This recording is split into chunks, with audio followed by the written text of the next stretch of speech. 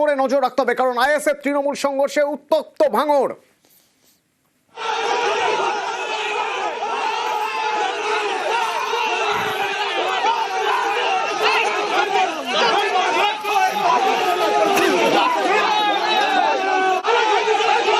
ভাঙড়ের চিনিপুকুরের ছবি দেখছেন।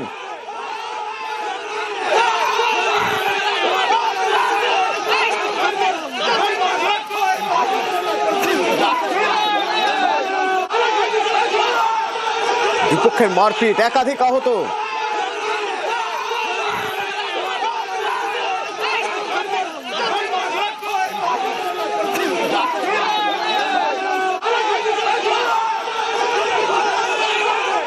কল্যাণ রয়েছে আমার সঙ্গে। কল্যাণ, চিনিপুকুরে কি নিয়ে উত্তেজনা ছড়িয়ে পড়লো?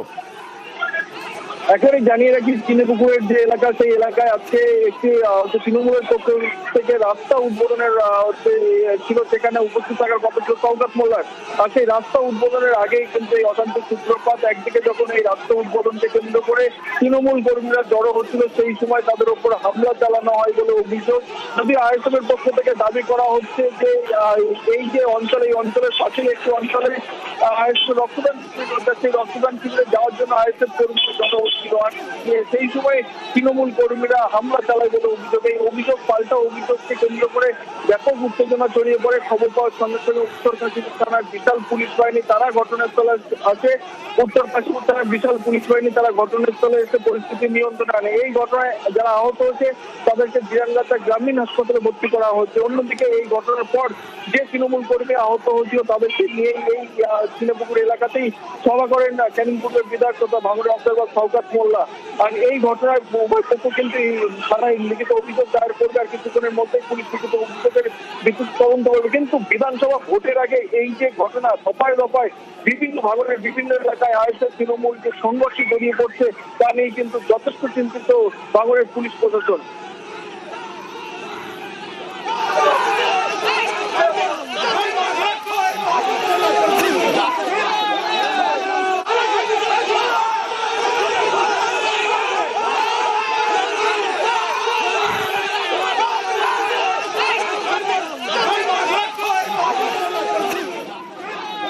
কল্যাণ, পুলিশের কি ভূমিকা? পুলিশের খবর পাওয়ার সঙ্গে সঙ্গে কিন্তু প্রথম উত্তর কাশীপুর থানার বিশাল পুলিশ বাহিনী তারা ঘটনাস্থলে আসে। অন্যদিকে যেহেতু উত্তেজনা ব্যাপক হারে ছিল, সেই কারণে ভাঙড় থানার পাশেই ভাঙড় থানা রয়েছে কলকাতা পুলিশে, সেই ভাঙড় থানা থেকেও বিশাল পুলিশ বাহিনী আছে। অর্থাৎ উত্তর কাশীপুর এবং ভাঙড় থানার পুলিশের যৌথ উদ্যোগে বর্তমানে কিন্তু পরিস্থিতি স্বাভাবিক রয়েছে। নতুন করে যেন কোনো রকম উত্তেজনা বা অশান্তি ছড়িয়ে না পড়ে, সেদিকেই নজর রেখে দিয়েছে পুলিশ কর্মীরা। তবে এখনো পর্যন্ত তৃণমূলের যেহেতু এই এলাকায় একটি প্রোগ্রাম রয়েছে, সেই প্রোগ্রাম এখনো পর্যন্ত চলছে। তবে যতক্ষণ না এই তৃণমূল কর্মীদের প্রোগ্রাম শেষ হচ্ছে, ততক্ষণ এই যে উত্তেজনা, এই পরিস্থিতি আবার পুনরায় বাড়তে পারে, সেই আশঙ্কা করছে পুলিশ।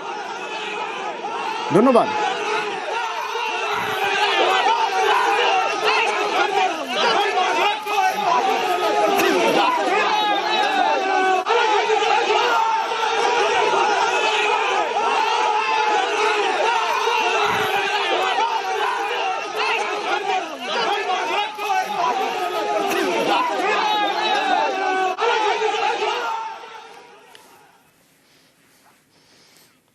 গতকাল চম্পাহাটিতে যে বাজি কারখানায় বিস্ফোরণ হয়, সেই ঘটনায় 4 জন গুরুতর জখম অবস্থায় দুটি হাসপাতালে ভর্তি ছিলেন। তাদের মধ্যে একজনের মৃত্যু হয়েছে।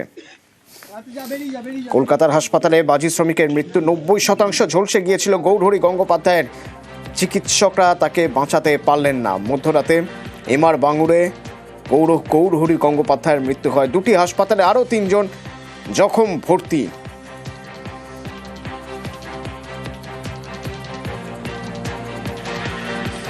সরাসরি অর্পণ রয়েছে আমার সঙ্গে। অর্পণ, জানতে চাইবো বাকি 3 জন যারা দুটি হাসপাতালে ভর্তি রয়েছেন তাদের শারীরিক অবস্থা কেমন?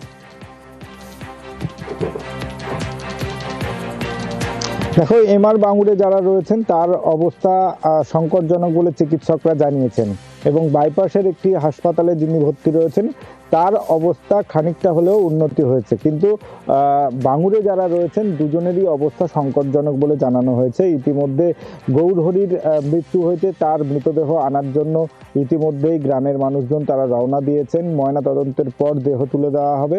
এবং গ্রামে এই ঘটনার পর থেকেই কিন্তু একটা আতঙ্কের পরিবেশ সৃষ্টি হয়েছে। কারণ তুমি জানবে যে চাম্পাহাটিতে এই গতকালের ঘটনা প্রথম নয়, এর আগেও একাধিক এমন বিস্ফোরণের ঘটনা ঘটেছে, একাধিক প্রাণ গিয়েছে। সেখানে ন্যূনতম যে নিরাপত্তার বিষয়, এই বাজি তৈরি করতে গেলে সেখানে যে যে উপকরণগুলি লাগে বিশেষ করে নিরাপত্তার জন্য, কালকের দিনভর আমরা কিন্তু সেই নিরাপত্তার একটিও আমরা দেখতে পাইনি। একটা বড় কারখানা যেখানে স্থানীয় সূত্রে জানা যাচ্ছে প্রায় 50 জনের উপরে কাজ করে, পাশাপাশি কারখানা, সেই কারখানাতে এত মানুষ কাজ করে কিন্তু অগ্নি নির্বাপন ব্যবস্থা সেখানে নেই। এর পাশাপাশি এই চম্পাহাটি হারাল জুড়ে প্রতিটি বাড়িতে কুটির শিল্পের মতোই বাজি তৈরি হয়। সেখানে প্রশাসনের নজরদারি বা এই আতশবাজি সংগঠনের যারা রয়েছেন তাদের নজরদারির অভাব তো রয়েছেই। এবং আজকে আমরা যখন একাধিক পরিবারের কাছে গিয়েছি যারা আহত রয়েছেন, তেমনি যারা হাসপাতালে মৃত্যুর সঙ্গে পাঞ্জা লড়ছেন, যারা কাজ করতেন, সেখানে গিয়ে তারা জানাচ্ছেন যে এলাকায় কাজ নেই, আর সেই কারণেই মৃত্যু আছে। এবং এলাকার মানুষ এটাও বলছেন যে এখানে গ্রিন ক্র্যাকার তৈরি করার নামে শব্দবাজি তৈরি হতো। বাজি কারখানায় মানে ডাম বাস্ট করে, 3টে ডাম বাস্ট করে আগুন লেগে পুড়ে গেছে। ও বাজি কারখানার লোক বলে কেউ ছিল না, একটা জায়গা সাতগাটা যা নামে দেয় সব অ্যাম্বুলেন্সে সব কেটে পড়েছে। 5 থেকে 7 ঘন্টা ঘুরেছে, তারপর ভাঙড় হসপিটালে ভর্তি করেছে, মারা গেছে। সমস্ত বাড়ি ঘর সব কেঁপে গেছে। আমাদের বাড়ি ওখান থেকে আমাদের ডিস্টেন্স 1.5 কিলোমিটার দূরে আমাদের বাড়ি ঘর সবার এলাকার সবার বাড়িঘর কেঁপে গেছে। বিকট শব্দ তো পট বাড়ি ঘর সব উড়ে গেছে সব, আশপাশে যার কারখানা ছিল। ভাবুন, 1.5 কিলোমিটার দূরে বাড়ি, সেই বাড়িও কেঁপে উঠেছে। বিস্ফোরণের তীব্রতা এতটাই ছিল। গ্রিন বাজির লাইসেন্স ছিল, কিন্তু গ্রিন বাজি কি এখানে তৈরি হতো না? এলাকার মানুষ তা মানছেন না। আর সেই জন্যই গতকাল এই অঘটন ঘটে যাওয়ার পর থেকে কারখানার মালিক বেপাত্তা।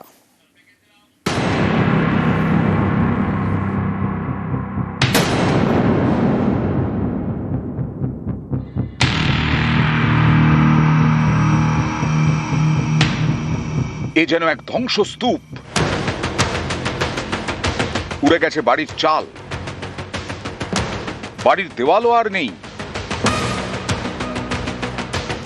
বাজি কারখানায় বিস্ফোরণে সব কিছু তছনছ। দক্ষিণ 24 পরগনার চম্পাহাটির হারাল, এখানেই বাজি কারখানা। শনিবার সকালে কাজ করছিলেন 6 জন। স্থানীয়দের দাবি তাদের মধ্যে 2 জন খেতে যান।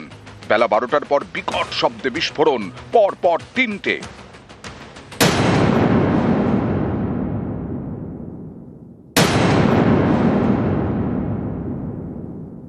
আতশবাজির আড়ালে শব্দবাজির যে রমরমা, সেটা কিন্তু ছবিতে স্পষ্ট। হাজার হাজার নিষিদ্ধ শব্দবাজি এখানে শোকানো হচ্ছে, প্রত্যেকটি শব্দবাজি এখানে। এই বিস্ফোরণের পিছনে কি শব্দবাজি একটা অন্যতম কারণ? এটা কিন্তু প্রশ্ন থাকছে। স্থানীয়দের দাবি কারখানাটি বৈধ, সেখানে তৈরি হয় গ্রিন বাজি, অর্থাৎ পরিবেশ বান্ধব বাজি। হ্যাঁ, এটা বৈধ কারখানা। কারখানার মালিকের নাম কি? কারখানার নাম হচ্ছে তারামা ফেরক্স বিধান নস্কর। তিনি কোথায়? বিধান নস্কর হচ্ছে কারখানা পরিচালনা করে। এবার পোপাইটাকে সেটা আমি বলতে পারবো না। বাজি কারখানায় বিস্ফোরণের পর এলাকায় যায় পুলিশ। ঘটনাস্থল থেকে নমুনা সংগ্রহ করে, এলাকা ঘিরে ফেলে। প্রশাসনের নজর এড়ানোর জন্য সামনে কি আতশবাজির কারখানা, তারপর আতশবাজির কারখানা ছেড়ে এই মাঠের শেষ প্রান্তে তৈরি করা হয়েছে অবৈধ নিষিদ্ধ চকলেট বোমার কারখানা। এই বাজি চলে যাবে মার্কেটে। চম্পাহাটি থেকে গোপালের সঙ্গে অর্পণ মণ্ডল, নিউজ 18 বাংলা। হুগলির গোঘাটের রাজা আলী ওড়িশায় গিয়েছিলেন কাজ করতে। ভয়ঙ্কর অভিজ্ঞতার শিকার। বাংলায় কথা বলতেন বাজারে, বলা হতো বাংলাদেশি দাগিয়ে দেওয়াই শুধু নয়, তাকে হুমকি, নিয়মিতভাবে তাকে হুমকি দেওয়া হয়েছে। এমনকি তাকে মারার চেষ্টা হচ্ছিল বলে বাড়িওয়ালা বাইরে থেকে তালা বন্ধ করে রেখেছিল ঘরের, কিন্তু সেই তালা ভেঙে তাকে মারধর করা হয়েছে। তার কাছ থেকে 50,000 টাকা হাতিয়ে নেওয়া হয়েছে। কোনো মতে পালিয়ে রাজা আলী চলে এসেছেন এলাকায়, নিজের বাড়িতে, নিজের রাজ্যে। ভয়ে আছেন, কিভাবে যাবেন কাজ করতে। তো এখান থেকে রয়েছেন আমার সহকর্মী শুভদীপ। রাজা আলী কি জানাচ্ছেন, কি হয়েছিল তার সঙ্গে, কারা করেছিল বলতে পারছেন? যারা করেছে এই ধরনের ঘটনা তারা কারা? দেখো, গোঘাটের বাসিন্দা রাজা আলীর যেটা দাবি, যারা তাদেরকে হুমকি দিচ্ছিল তারা স্থানীয় বিজেপি কর্মী বলে পরিচিত এবং তারা এর আগেও তাকে হুমকি দিয়েছিল এবং আগের দিন যেদিন ঘটনা ঘটে সেদিন কিন্তু সন্ধ্যাবেলায় বাড়ি বাইরে থেকে তালা দেওয়া ছিল, তালা ভেঙে তাকে মারধর করা হয়, তাকে জয় শ্রীরাম বলতে বাধ্য করা হয়, বাংলা বললে উড়িষ্যায় থাকা যাবে না, তাকে বাংলাদেশি তকমা পর্যন্ত দেওয়া হয় এবং এরপরেই কোনো রকমে তিনি প্রাণ বাঁচিয়ে পালিয়ে এসেছেন এবং তিনি 8 মাস ধরে যে রোজগার করেছিলেন বাইরে কাজে গিয়ে 50,000 টাকা তিনি সঞ্চয় করেছিলেন যাতে বাড়িতে আনতে পারেন, কিন্তু একটি টাকাও তিনি বাড়িতে ফিরিয়ে আনতে পারেননি। কোনো রকমে তিনি পালিয়ে এসেছেন প্রাণ বাঁচিয়ে এবং তার মধ্যে কিন্তু এখনো বাড়িতে এসেও তার আতঙ্ক কিন্তু কাটছে না। তার উপর এতটাই নির্যাতন হয়েছে, এতটাই হুমকি দেওয়া হয়েছে, তার পরিবারের লোকও যেমন আতঙ্কিত সেমনি রাজাও এখনো আতঙ্কিত এবং পরিবারের লোক বলছেন ভবিষ্যতে কিভাবে তাকে কাজে পাঠাবো আমরা, সেটা আর বাইরে কাজে পাঠাতে পারবো না, এখানে যদি কিছু করেও না খেতে পেয়ে মরে যাক তবুও আমরা উড়িষ্যায় কাজে পাঠাবো না, এটাই কিন্তু পরিবারের লোকজন দাবি করছেন এবং পাশাপাশি তারা প্রশাসনেরও দ্বারস্থ হচ্ছেন। এবার এ ব্যাপারে স্থানীয় নেতৃত্বকেও তারা জানিয়েছেন এবং স্থানীয় প্রশাসনেরও তারা দ্বারস্থ হচ্ছেন। অতনুদা, রাজা আলী এখনো ভয়ে রয়েছেন, শুনুন। রুমে মোটামুটি ওরা 10-20 জন হবে এলো, এসে সারা জয় শ্রীরাম বল, তখন জয় শ্রীরাম বলতে পারিনি, ওরে চাপড়াচাপড়ি করছে, ওদের না বলে তোকে ছাড়বো না। জয় শ্রীরাম বলার পর পকেটে কি আছে দেখি, এখন পকেটে কাজ করেছিল, 50,000 টাকা পেমেন্ট পেয়েছিল, এবার টাকা সারিয়ে নিয়েছিল, বাকি যারা রুমে ছিল তারা সব ছুটে পড়েছিল, কে চুলে মুটি ধরেছে, এখানে চাপড়েছে। বাইরে গেল উড়িষ্যা, যাওয়ার পর 1 মাস পরে ওদেরকে বেঁধেছিল বাজারে, ওদেরকে ঘরের ভিতরে ঘিরে ফেলেছে।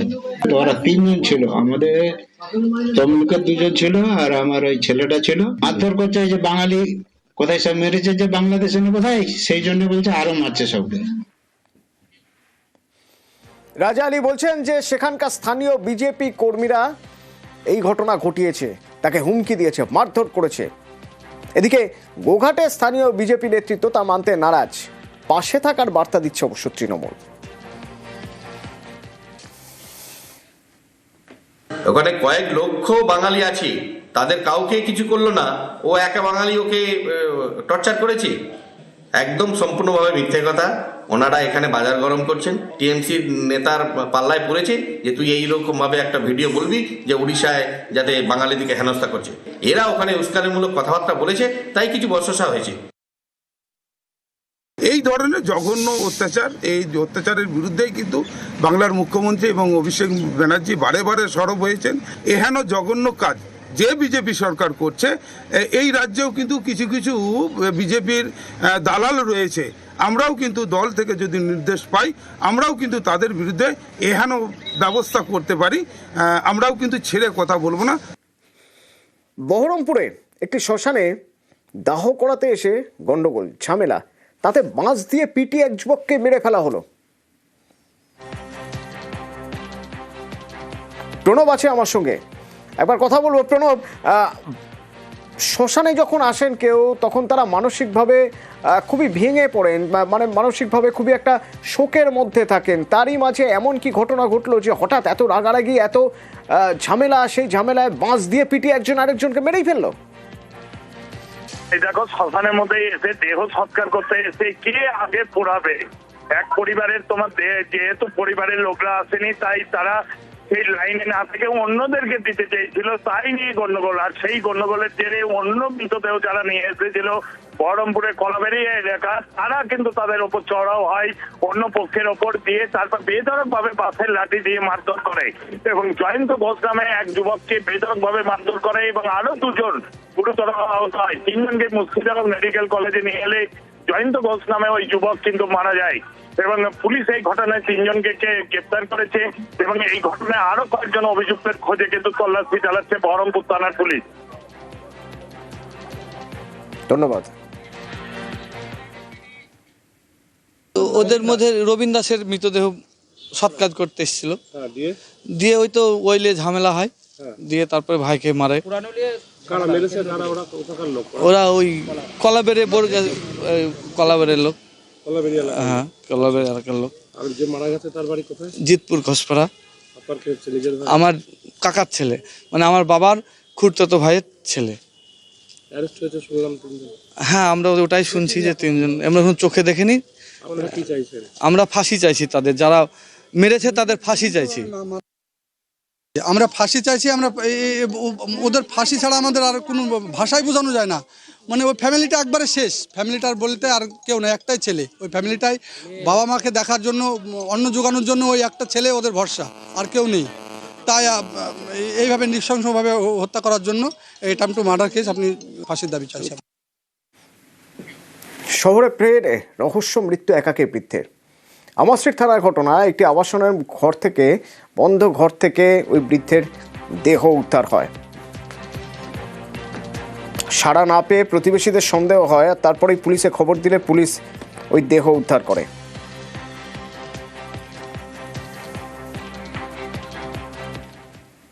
আমাস্ট্রিট থানার অন্তর্গত চিন্তামণি দাস লেনে বৃদ্ধার পচা গলা দেহ উদ্ধার। গতকাল সকালেই সেই পচা গলা দেহ উদ্ধার করে ইতিমধ্যে আমাস্ট্রিট থানার পুলিশ ময়নাতদন্তের জন্য পাঠিয়েছে। এই সেই বাড়ি 2A, অমিতাভ দে, 62 বছরের বৃদ্ধ। গতকাল সকালবেলা তার দেহ উদ্ধার হয় এখান থেকেই। স্থানীয় বাসিন্দারা পুলিশে ফোন করে বলেন গত 7 তারিখের পর থেকে তার দেখা মিলছিল না, কিন্তু কী কারণে মৃত্যু, ওর পেছনে অন্য কোনো রহস্য রয়েছে কিনা তা ইতিমধ্যে জানা সম্ভব হয়নি। দেহের ময়নাতদন্তের যে প্রাথমিক রিপোর্ট, সেই প্রাথমিক রিপোর্ট সামনে আসার পরই আদতে জানা সম্ভব হবে যে ঠিক কী কারণে মৃত্যু হলো এই বৃদ্ধার। এই বাড়িতে তিনি একাই থাকতেন, তার সঙ্গে কেউ ছিলেন না। সেক্ষেত্রে মৃত্যুর সঠিক কারণ জানতে ময়নাতদন্তের প্রাথমিক রিপোর্ট আসা অত্যন্ত জরুরি বলেই মনে করছে তদন্তকারী আধিকারিকরা। ক্যামেরায় গোপাল দাসের সঙ্গে রৌনক দত্ত চৌধুরী, নিউজ 18 বাংলা, কলকাতা।